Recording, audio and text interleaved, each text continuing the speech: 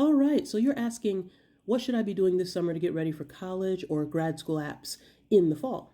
Well, first off, I love that for you. Planning ahead equals less panic later, and the applications hit different when you don't wait till the last minute. Take advantage of this summer, because once it's over, you can't go back in time and use this amazing, precious time again. So, let's talk strategy, because summer should not be 100% work. You still deserve time to breathe, sleep in, take road trips, hang with your people, and recharge your brain. But a little structure, that goes a long way. So here's the summer prep vibe. First of all, make sure you're productive but light. And second of all, just do a few hours a week. And third of all, make sure that you're focused on the things that matter the most.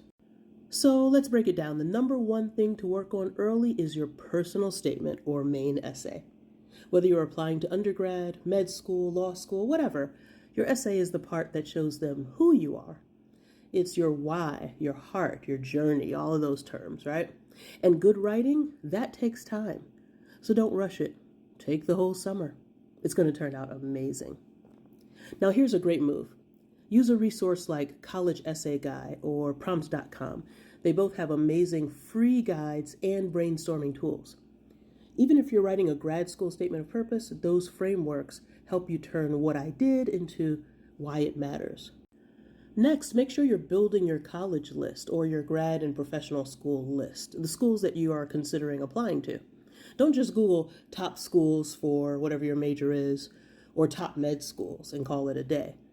You need to find your fit academically, financially, and socially. So use these free tools. First, there's Big Future by College Board, which I'm sure you've heard of. It has great filters for majors, size of the school, costs, and more. There's also Niche, which has real student reviews and a lot of social life vibes, which is really important. There's also College Vine, which helps sort schools into safety schools, target schools, reach schools based on your stats. There's also Grad School Match if you're interested in a PhD program or you're applying to a master's program. And then there are all of the lists and tools for law school, med school, and other healthcare programs like lsac.org, AMCAS, or AACOMAS. So remember the pro tip, keep a Google Sheet or Notion board to track school names, deadlines, application platforms, recommendation letters required, and key essay prompts. The reason I say remember this pro tip is we've talked about it in previous videos where you always want to be organized using your Google Sheet. That sheet becomes your game plan all fall long until you reach your deadlines. And to make sure you're not overloading yourself, here's a simple weekly summer schedule. Test prep, it should be 30 minutes a day, that's it. And that's only if you need to take a test. You might go to a school that requires an SAT or requires the LSAT. So what you always do is you take a diagnostic exam, basically the timed, unpreparation related test beforehand, and then you look at your answers and you spend 30 minutes a day going over why certain answers were right, why certain ones were wrong, strategy, stuff like that.